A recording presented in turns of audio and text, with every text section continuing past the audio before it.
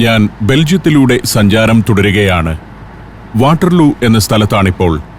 ചരിത്രം സ്പന്ദിക്കുന്ന ഒരു പ്രദേശം. ഇവിടെ എത്തുമ്പോൾ നെപ്പോളിയൻ ബോണപ്പാർട്ടിനെ ഓർക്കുന്നു.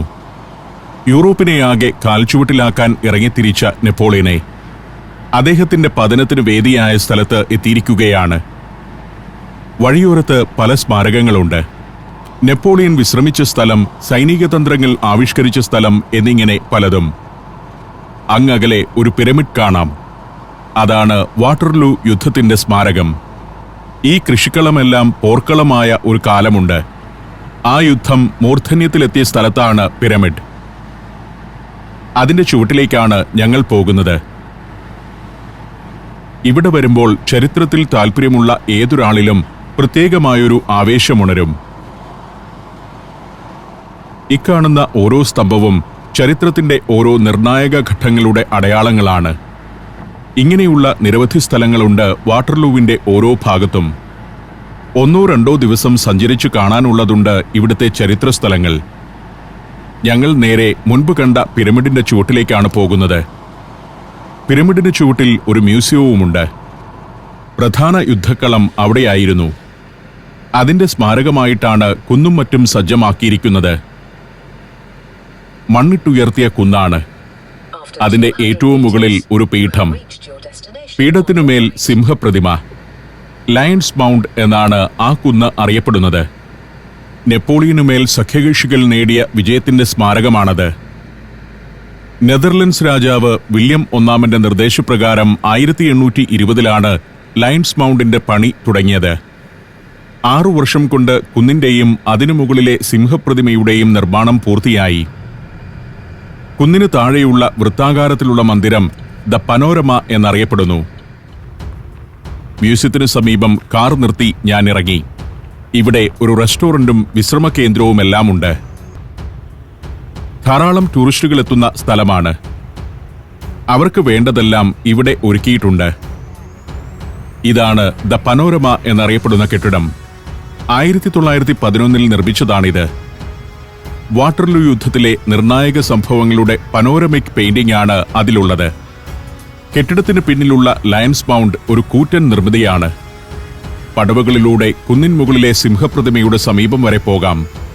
226 പടവുകളാണ് ഇതിലുള്ളത്.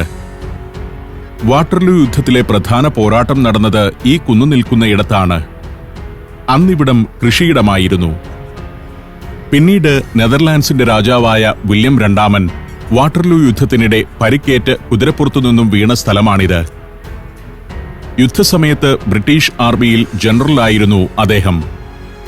അതിന്റെ ഓർമ്മയ്ക്കു കൂടിയാണ് പിന്നീട് നെതർലാൻഡ്സിലെ വില്യം ഒന്നാമൻ രാജാവ് ഇങ്ങനെയൊരു സ്മാരകം ഇവിടെ നിർമ്മിക്കാൻ ഉത്തരവിട്ടത്. കൂറ്റൻ പ്രതിമയാണ്. ഇവിടെ കുറെ പീരങ്കികൾ നിരന്നിരിപ്പുണ്ട്. 1800കളിലെ പീരങ്കിയാണ്. വാട്ടർലൂ യുദ്ധത്തിൽ ഉപയോഗിച്ച പീരങ്കികൾ. യുദ്ധത്തിൽ പരാജയപ്പെട്ട ഫ്രഞ്ച് സൈന്യം 100 കണക്കിന് പീരങ്കികൾ വാട്ടർലൂവിൽ ഉപേക്ഷിച്ചിരുന്നു. നെപ്പോളിയന്റെ സൈന്യവും ലോർഡ് വെല്ലിംഗ്ടന്റെ സേനയും തമ്മിൽ ഒറ്റ ദിവസത്തെ യുദ്ധമാണ് ഇവിടെ നടന്നത്. 19-ാം നൂറ്റാണ്ടിലെ സൈനിക വേഷം ധരിച്ച ചിലരുണ്ട് ഇവിടെ. സഖ്യകക്ഷി സൈന്യത്തിലെ പല ഡിവിഷനുകളുടെ യൂണിഫോമാണ്. അവരുടെ കൂടാരങ്ങളാണ് പിന്നിൽ കാണുന്നത്.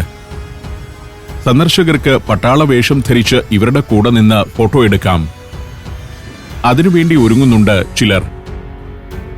19-ാം നൂറ്റാണ്ടിൽ ഒരേ സൈന്യത്തിലെ പല വിഭാഗങ്ങൾക്ക് പല യൂണിഫോം ആയിരുന്നു.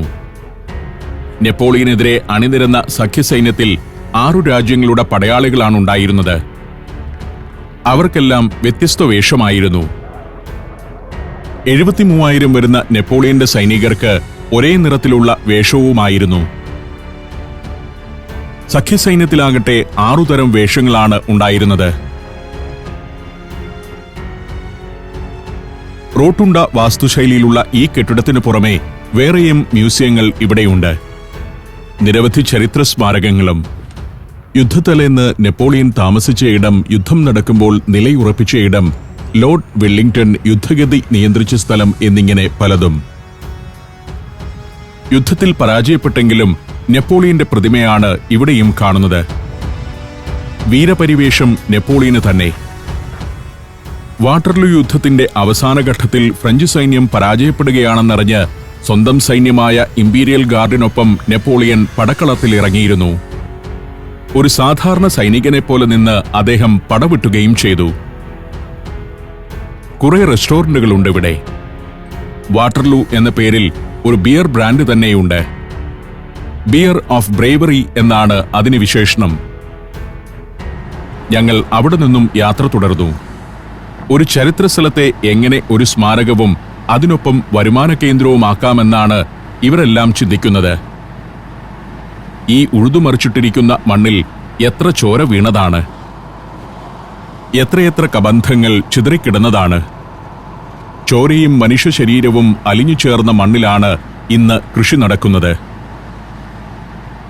ഞങ്ങൾ യാത്ര തുടർന്നു. വാട്ടർലൂ ഒന്ന് കാണുക, ആ ചരിത്ര സംഭവത്തെ ആളുകളുടെ മനസ്സിലേക്ക് കൊണ്ടുവരിക, ഇത്രയൊക്കെ മാത്രമേ ഉദ്ദേശമുള്ളൂ. നേരെ മുന്നോട്ടു പോയാൽ വെല്ലിംഗ്ടൺ പ്രഭുവിന്റെ സൈന്യം ക്യാമ്പ് ചെയ്തിരുന്ന സ്ഥലത്തേക്കെത്തും. നെപ്പോളിയന്റെയും വെല്ലിംഗ്ടന്റെയും സൈന്യങ്ങൾ ക്യാമ്പ് ചെയ്തിരുന്ന സ്ഥലങ്ങൾ തമ്മിൽ 18 കിലോമീറ്ററിന്റെ വ്യത്യാസമുണ്ട്. അതിന്റെ ഏതാണ്ട് മധ്യഭാഗത്താണ് വാട്ടർലൂ യുദ്ധക്കളം. ലോർഡ് വെല്ലിംഗ്ടനെ നമ്മൾ അറിയും. അദ്ദേഹം ഇന്ത്യയിൽ സേവനമനുഷ്ഠിച്ച കാലത്ത് പഴശ്ശിരാജയോട് തോറ്റയാളാണ്. ആ വെല്ലിംഗ്ടണാണ് ഇവിടെ വന്ന് മഹാപരാക്രമിയായ നെപ്പോളിയനെ തോൽപ്പിച്ചതെന്ന് ഓർക്കണം. ശത്രു ആക്രമിക്കുന്നതിനു മുൻപ് ശത്രുവിനെ തേടിച്ചെന്ന് ആക്രമിക്കുക എന്ന നെപ്പോളിയന്റെ സിദ്ധാന്തമാണ് വാട്ടർലൂ വലിയൊരു യുദ്ധക്കളമാകാൻ കാരണം. യൂറോപ്പിനെ വിറപ്പിക്കുന്ന ഫ്രാൻസിനെ വിവിധ ദിശകളിൽ നിന്ന് ആക്രമിക്കാൻ സഖ്യകക്ഷികൾ തീരുമാനിച്ചിരുന്നു. ശത്രു സൈന്യം അതിവിപുലമാണെന്ന് നെപ്പോളിയന് അറിയുകയും ചെയ്യാം. ഈ അവസരത്തിൽ 2 സാധ്യതകളാണ് മുന്നിലുണ്ടായിരുന്നത്. ഒന്നുകിൽ പാരീസ് കേന്ദ്രീകരിച്ച് ശത്രു സൈന്യം എത്തുമ്പോൾ അവരെ ആക്രമിച്ച് തോൽപ്പിക്കുക. രണ്ടാമത്തേത് സൈന്യത്തെ മുന്നോട്ട് നയിച്ച് അതിർത്തിക്കപ്പുറത്ത് വെച്ച് തന്നെ ശത്രുവിനെ നേരിടുക. ഇതിൽ രണ്ടാമത്തെ ആശയമാണ് നെപ്പോളിയൻ പ്രാവർത്തികമാക്കിയത്. വെല്ലിംഗ്ടൺ പ്രഭുവിന്റെ സൈന്യം ബ്രസൽസിൽ കേന്ദ്രീകരിച്ച് പാരീസ് ലക്ഷ്യമാക്കി നീങ്ങുന്നുവെന്നറിഞ്ഞ നെപ്പോളിയൻ സൈന്യസമേതം മുന്നേറി വാട്ടർലൂവിലെത്തുകയായിരുന്നു. 1815 ജൂൺ 12-നാണ് വലിയൊരു സൈന്യവുമായി നെപ്പോളിയൻ ബ്രസൽസ് ലക്ഷ്യമാക്കി മാർച്ച് ചെയ്തത്.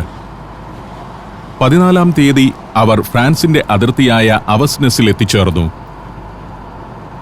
ഈ സമയം പാരീസ് ആക്രമിക്കാൻ ഉറച്ചു നീങ്ങിയിരുന്ന ലോർഡ് വെല്ലിംഗ്ടന്റെ നേതൃത്വത്തിലുള്ള സഖ്യസൈന്യവും അവസ്നസിന് ഏതാനും കിലോമീറ്റർ അകലെ താവളമടിച്ചു കഴിഞ്ഞിരുന്നു.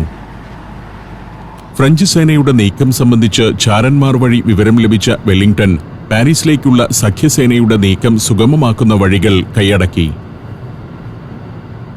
ഇതിനിടെ ജൂൺ 16-ാം തീയതി സഖ്യസേനയുടെ ഭാഗമായിരുന്ന പ്രഷ്യൻ സൈന്യം നെപ്പോളിയന്റെ സൈന്യവുമായി ഏറ്റുമുട്ടി. രാത്രിയോളം നീണ്ട അതിഘോരമായ യുദ്ധത്തിൽ നെപ്പോളിയൻ പ്രഷ്യൻ സൈന്യത്തെ പരാജയപ്പെടുത്തി. ഇതറിഞ്ഞ വെല്ലിംഗ്ടൺ പ്രഭു വാട്ടർലൂവിലേക്ക് നീങ്ങി. നേരിട്ടുള്ള ഒരു ഏറ്റുമുട്ടൽ സുനിശ്ചിതമാണെന്ന് അദ്ദേഹത്തിന് അറിയാമായിരുന്നു. ഒഴിഞ്ഞുകിടന്ന കളപ്പുരകളും ബംഗ്ലാവുകളും വെല്ലിംഗ്ടന്റെ സൈനികരുടെ വിശ്രമ കേന്ദ്രങ്ങളായി. തന്ത്രപരമായ കുന്നുകളെല്ലാം അവർ കൈയടക്കി നെപ്പോളിയൻ എത്തുന്നതും കാത്തിരുന്നു. ജൂൺ 18-ന് നെപ്പോളിയനും വാട്ടർലൂവിലെത്തി. കനത്ത മഴ കാരണം ഉഴുതുമറിച്ച കൃഷിയിടങ്ങളിലൂടെ നീങ്ങാൻ സൈനികർ വളരെ പാടുപെട്ടു. രാവിലെ 11 മണിക്ക് യുദ്ധം തുടങ്ങി. നെപ്പോളിയന്റെ നേതൃത്വത്തിൽ ഫ്രഞ്ച് സൈന്യം ശക്തമായി പോരാടി. ഉച്ചയോടെ വെല്ലിംഗ്ടന്റെ സൈനിക നിര തകർന്നു. വിജയം സുനിശ്ചിതമാണെന്ന് നെപ്പോളിയൻ ഉറപ്പിക്കുകയും ചെയ്തു. അപ്പോഴേക്കും വെല്ലിംഗ്ടനെ സഹായിക്കാൻ 1,00,000 പേരടങ്ങുന്ന പ്രഷ്യൻ സൈന്യമെത്തി.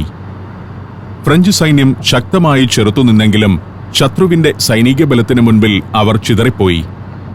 ഒടുവിൽ സ്വന്തം സേനാവിഭാഗമായ ഇംപീരിയൽ ഗാർഡിനെ നയിച്ച് നെപ്പോളിയൻ തന്നെ പടക്കളത്തിലിറങ്ങിയെങ്കിലും ഫലമുണ്ടായില്ല. വെല്ലിംഗ്ടൺ വിജയിച്ചു. 10,000-കണക്കിന് ഫ്രഞ്ച് സൈനികർ മരിച്ചു വീണു. നെപ്പോളിയനും ശേഷിച്ച സൈനികരും കഴിയുന്നത്ര വേഗത്തിൽ പാരീസിലേക്ക് പിൻവാങ്ങുകയും ചെയ്തു. ശേഷിച്ച ഫ്രഞ്ചുകാരെ മുഴുവൻ തകർത്ത് തരിപ്പണമാക്കാൻ പ്രഷ്യൻ സൈന്യത്തിന് നിർദ്ദേശം നൽകിയ ശേഷം വെല്ലിംഗ്ടൺ വിജയമാഘോഷിക്കാൻ പാളയത്തിലേക്ക് മടങ്ങുകയും ചെയ്തു. ശരിക്കും വാട്ടർലൂ യുദ്ധം ചരിത്രത്തിലെ വലിയ യുദ്ധങ്ങളുമായി താരതമ്യം ചെയ്യുമ്പോൾ അത്ര വിപുലമൊന്നുമായിരുന്നില്ല.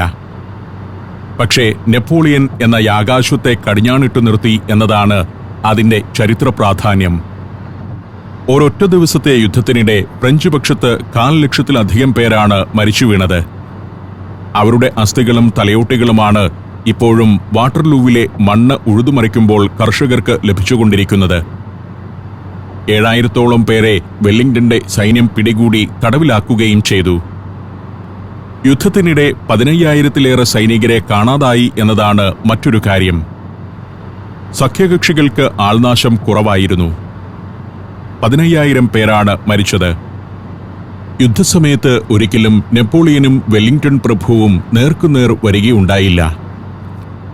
സൈന്യാധിപന്മാരായ അവർ പാളയത്തിലിരുന്ന് തന്ത്രങ്ങൾ മെനയുകയും നിർദ്ദേശങ്ങൾ നൽകുകയുമാണ് ചെയ്തുകൊണ്ടിരുന്നത്. ഏറ്റവും അവസാന നിമിഷത്തിൽ നെപ്പോളിയൻ നേരിട്ട് യുദ്ധം ചെയ്യാനിറങ്ങിയെങ്കിലും പെട്ടെന്ന് തന്നെ പിന്മാറേണ്ടി വന്നു. നെപ്പോളിയന്റെ പടയുടെ ഏറ്റവും മുൻനിരയിൽ 252 പീരങ്കികൾ അണിനിരന്നു. അതിനു പിന്നിൽ തോക്കുധാരികളായ 8000 പേർ.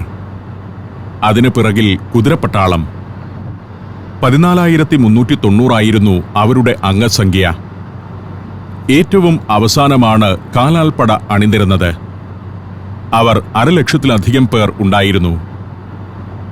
ഏതാണ്ട് ഇതേ വിധം തന്നെയാണ് വെല്ലിംഗ്ടന്റെ സൈന്യവും നിലയുറപ്പിച്ചത്.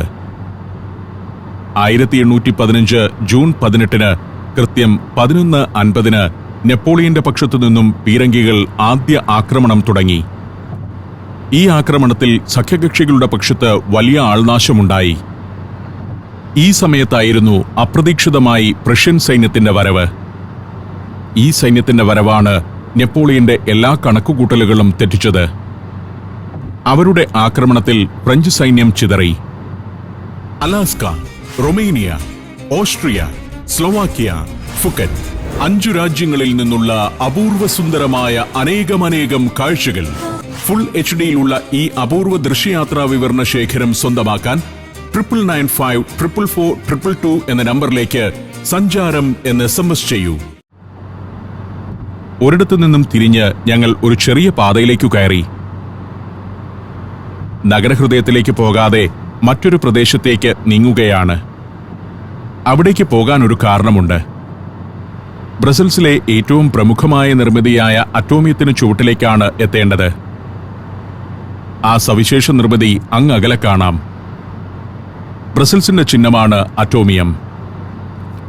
ഈ പരിസരമൊക്കെ വലിയ എക്സിബിഷൻ സെന്ററുകളും എന്റർടൈൻമെന്റ് ഏരിയയും മറ്റുമാണ്. ലോകപ്രശസ്തമായ നിർമ്മിതി. ആറ്റത്തിന്റെ ഘടനയിൽ പണിതുവച്ചിരിക്കുന്ന അതിബൃഹത്തായ ഒരു നിർമ്മിതിയാണിത്. അതിനു ചുവട്ടിൽ വണ്ടി നിർത്തി ഞങ്ങൾ ഇറങ്ങി. ഭാഗ്യവശാൽ പാർക്കിങ്ങിന് ഒരു സ്ഥലം കിട്ടി. ഇവിടെ പാർക്കിംഗ് ഫീസ് അടയ്ക്കണം. 1 മണിക്കൂർ പാർക്ക് ചെയ്യുന്നതിന് €1 നൽകണം. 1 മണിക്കൂറിൽ കൂടുതൽ വേണ്ടി വന്നാൽ പെനാൽറ്റി അടിക്കുകയും ചെയ്യും. കൂടുതൽ സമയം വേണമെങ്കിൽ അതിനുള്ള പാർക്കിംഗ് ഫീ നേരത്തെ തന്നെ അടയ്ക്കണം. ഇതൊക്കെയാണ് ഇവിടുത്തെ സൗകര്യങ്ങൾ. വിശാലമായ പാർക്കിംഗ് ഏരിയയുണ്ട്. അവിടെ വാഹനം പാർക്ക് ചെയ്ത് ഇങ്ങനെയുള്ള മെഷീനുകൾ വഴി ഫീസ് അടയ്ക്കാം. ക്രെഡിറ്റ് കാർഡ് വഴിയാണ് ചാർജ് ചെയ്യുന്നത്. എല്ലാം മെക്കനൈസ്ഡ് ആണ്. നമ്മുടെ നാട്ടിലേതുപോലെ പാർക്കിംഗ് ഫീ പിരിക്കാൻ കുടയും ചൂടി ഒരാൾ വട്ടമിട്ട് നടക്കുന്നില്ല. ഇതിൽ നിന്ന് കിട്ടുന്ന സ്ലിപ്പ് എടുത്ത് കാറിന്റെ ഡാഷ്ബോർഡിൽ വെച്ചിട്ട് പോയില്ലെങ്കിൽ ഫൈൻ വരും. 1 മണിക്കൂറിന് €1 നൽകി. ടിക്കറ്റ് പ്രിന്റ് ചെയ്ത് വരികയും ചെയ്തു. ഇതാണ് ടിക്കറ്റ്. അത് വണ്ടിയുടെ ഡാഷ്ബോർഡിൽ ഉണ്ടായാൽ മതി. ഞാൻ അറ്റോമിയത്തിന്റെ ചുവട്ടിലേക്ക് നടന്നു. വലിയൊരു നിർമ്മിതി തന്നെയാണിത്. റോഡിനെ ക്രോസ് ചെയ്താണ് അറ്റോമിയത്തിന്റെ പല കാലുകളും നിലകൊള്ളുന്നത്.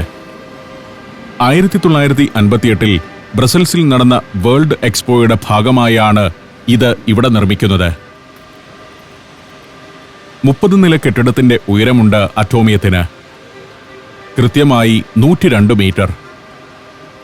ആന്ദ്രേ വാട്ടർകിൻ എന്ന എഞ്ചിനീയറാണ് ഇത് ഡിസൈൻ ചെയ്തത്. ആന്ദ്രേ, ജീൻ പൊളാക്ക് എന്നീ ആർക്കിടെക്റ്റുമാർ ഈ മഹാനിർമ്മിതി യാഥാർത്ഥ്യമാക്കുകയും ചെയ്തു. പരസ്പര ബന്ധിതമായ 9 സ്റ്റീൽ ഗോളങ്ങളാണ് അറ്റോമിയത്തിന്റെ ഘടന. ഗോളങ്ങളെ തമ്മിൽ ബന്ധിപ്പിച്ചിരിക്കുന്ന കുഴലുകൾക്കുള്ളിലൂടെ എസ്കലേറ്ററുകളും ലിഫ്റ്റുകളുമുണ്ട്.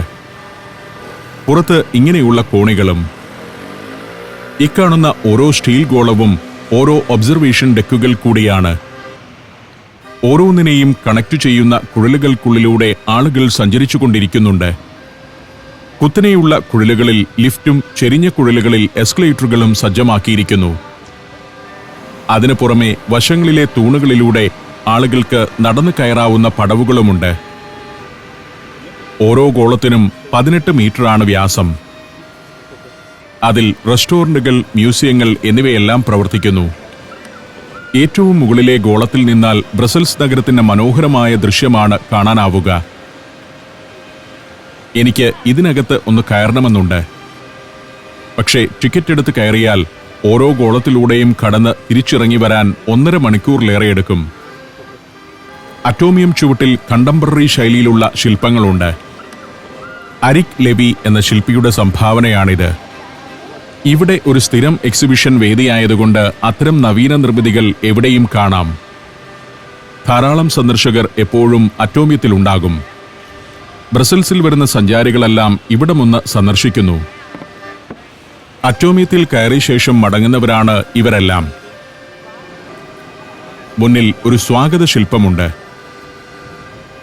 അതിന്റെ ഓരോ അക്ഷരങ്ങളിലും കയറിയിരുന്ന് ആളുകൾ ഫോട്ടോ എടുക്കുന്നു. അക്ഷരങ്ങളിൽ കയറിക്കിടന്ന് കുട്ടികൾ ഫോട്ടോയ്ക്ക് പോസ് ചെയ്യുന്നു. അറ്റോമിയത്തിന്റെ നേരെ മുൻഭാഗത്താണ് ഈ വെൽക്കം സൈൻ. അറ്റോമിയത്തിലേക്ക് മാത്രമല്ല, ബെൽജിയം നഗരത്തിലേക്ക് തന്നെ ഇത് സ്വാഗതമോതുകയാണെന്നാണ് സങ്കല്പം. നേരം 1 മണിയായിട്ടുണ്ട്. അതുകൊണ്ടാവാം ആൾത്തിരക്ക് അല്പം കുറവ്. ഇന്നൊരു തിങ്കളാഴ്ച കൂടിയാണ്. അറ്റോമിയ ചുവട്ടിൽ പല കോണുകളിലും റെസ്റ്റോറന്റുകളുണ്ട്. അകത്ത് കയറാനുള്ള സമയമില്ലെങ്കിലും ഇവിടെ നിന്ന് അല്പം സ്നാക്സോ മറ്റോ കഴിക്കാമെന്നായി ഞങ്ങളുടെ ചിന്ത. അങ്ങനെ ഒരു റെസ്റ്റോറന്റ് തേടി ഞങ്ങൾ നടക്കുമ്പോഴാണ് ബ്ലെയ്സിന് ഒരു ഫോൺ വന്നത്. അദ്ദേഹം ജോലി ചെയ്യുന്ന ഹോസ്പിറ്റലിൽ പെട്ടെന്ന് റിപ്പോർട്ട് ചെയ്യണമെന്നാണ് സന്ദേശം. പകരം അവിടെ ഒരാളെ ഡ്യൂട്ടിക്ക് വിടാനാകുമോ എന്നായി സുഹൃത്തുക്കളുടെ ആലോചന. അതോടൊപ്പം ഞങ്ങൾ ഒരു റെസ്റ്റോറന്റിൽ ലഞ്ച് കഴിക്കാനുമിരുന്നു. സമയം ലാഭിക്കുന്നതിനായി ഞങ്ങൾ ഭക്ഷണം സാൻഡ്വിച്ചിൽ ഒതുക്കുന്നതാണ് പതിവ്. നല്ല ഗംഭീര സാൻഡ്വിച്ചാണ്. ഒരു നേരത്തെ ഭക്ഷണമായി അത് മതി. അറ്റോമിയത്തിന് സമീപത്തുകൂടി സിറ്റി സൈറ്റ് സീയിങ് ബസ്സുകൾ കടന്നു പോകുന്നുണ്ട്. നഗരഹൃദയത്തിൽ നിന്നും അല്പം മാറിയാണ് ഈ ഉദ്യാനമെങ്കിലും സൈറ്റ് സീയിങ് ബസ്സുകളെല്ലാം ഇതുവഴി വരും. മുൻപൊരിക്കൽ ബ്രസൽസിൽ വന്നപ്പോൾ ഞാൻ അത്തരമൊരു ബസ്സിലാണ് ഈ സിറ്റിയിലൂടെ യാത്ര ചെയ്തത്. വലിയ ട്രേഡ് ഫെയറുകളുടെ വേദിയാണിവിടം. മുന്നിൽ കാണുന്ന കെട്ടിടം ബ്രസൽസ് എക്സ്പോയുടെ 5-ാം നമ്പർ വേദിയാണ്. അത്തരത്തിൽ പല കെട്ടിടങ്ങളുണ്ട്. വമ്പൻ ട്രേഡ് ഫെയറുകൾ തന്നെയാണ് ഇവിടെ നടക്കാറുള്ളത്. ഭക്ഷണശേഷം ഞങ്ങൾ കാറിൽ കയറി യാത്ര തുടർന്നു. അറ്റോമിയത്തിൽ കയറി സമയം കളയേണ്ടെന്ന് തീരുമാനിച്ചു. മാത്രമല്ല, ബ്രസൽസിന്റെ ഡൗൺ ടൗൺ ഏരിയ കാണുകയും വേണം. ഡൗൺ ടൗൺ ആണ് ബ്രസൽസിലെ ഏറ്റവും ആകർഷകമായ പ്രദേശം. അറ്റോമിയം ബ്രസൽസിന്റെ ചിഹ്നമായതിനാൽ അതിനെ വിസ്മരിക്കാനും കഴിയുകയില്ല. ബ്ലെയ്സ് അല്പം സംഘർഷത്തിലാണ് വാഹനം ഓടിക്കുന്നത്. പെട്ടെന്ന് റിപ്പോർട്ട് ചെയ്യാൻ പറഞ്ഞ് ഹോസ്പിറ്റലിൽ നിന്നും കോൾ വന്നിരിക്കുകയാണല്ലോ. ചിലപ്പോൾ ഇത്തരത്തിലുള്ള എമർജൻസി കോളുകൾ വരും. ഓൺ കോൾ സർവീസിൽ ഇവർ ജോലിക്കെത്തേണ്ടതുമുണ്ട്. നിർബന്ധമാണത്. തനിക്ക് പകരം മറ്റാരെയെങ്കിലും ഇന്ന് ഡ്യൂട്ടിക്ക് കയറ്റി രക്ഷപ്പെടാനാവുമോ എന്ന ചിന്തയിലാണ് ബ്ലെയ്സ്. ഇവിടെ വെച്ച് ബ്ലെയ്സ് തിരികെ പോയാൽ ജോണി തനിയെ ബാക്കിയുള്ള യാത്രയ്ക്ക് കാർ ഓടിക്കുകയില്ല. അത് എന്റെ ചിത്രീകരണത്തെയും ബാധിക്കും. കാരണം ഇന്നിവിടെ എനിക്ക് പോകേണ്ടത് ദീർഘമായ കാർ യാത്ര നടത്തേണ്ട സ്ഥലത്തേക്കാണ്. വലിയൊരു ഉദ്യാനമാണിത്. ലൈക്കൺ പാർക്ക് എന്നാണ് ഇത് അറിയപ്പെടുന്നത്. ബ്രസൽസ് നഗരത്തിന്റെ ഹൃദയത്തിലുള്ള അതിവിസ്തൃതമായ ഉദ്യാനം. വലിയൊരു വനം ബ്രസൽസ് എന്ന വൻ നഗരത്തിന് നടുവിൽ എടുത്തുവച്ചിരിക്കുകയാണെന്ന് തോന്നും. ഇടതുവശത്ത് കാണുന്നതാകട്ടെ എക്സിബിഷൻ സെന്ററിന്റെ ഭാഗങ്ങളാണ്. മ്യൂസിയങ്ങളും ആർട്ട് ഗാലറികളും ഉൾപ്പെടെ നിരവധി കാഴ്ചകൾ ഈ ഭാഗത്തുണ്ട്. അക്കാണുന്നത് ലിയോപോൾഡ് I മോണിമെന്റ് ആണ്. അതും പിന്നിട്ട് യാത്ര തുടർന്നു. നഗരത്തിന്റെ പ്രധാന ഭാഗത്തേക്കാണ് പോകുന്നത്. ബ്രസൽസിന്റെ നഗരഹൃദയം വളരെ ആഢ്യത്വമാർന്നതാണ്. അവിടേക്കടുക്കുമ്പോൾ ചുണ്ണാമ്പുകല്ലിൽ പടുത്ത വമ്പൻ ദേവാലയങ്ങൾ കാണാം. നൂറ്റാണ്ടുകളുടെ പഴക്കമുള്ള അതിബൃഹത്തായ ദേവാലയങ്ങളാണ്. ഇത്തരം നിർമ്മിതികളും ഉദ്യാനങ്ങളും സ്മാരകങ്ങളുമെല്ലാം ചേരുന്നതാണ് ബ്രസൽസ്. ചരിത്രത്തിന്റെ വലിയൊരു രംഗവേദി. കോളനികളിൽ നിന്നും ഒഴുകിയെത്തിയ സമ്പത്തും അത് ബുദ്ധിപൂർവം ഉപയോഗിച്ച ഭരണാധികാരികളുമാണ് ബ്രസൽസിനെ യൂറോപ്പിലെ പ്രമുഖവും സുന്ദരവുമായ നഗരമാക്കി മാറ്റിയത്. ആ കാഴ്ചകളിലേക്ക് ഞാൻ സഞ്ചാരം തുടർന്നു.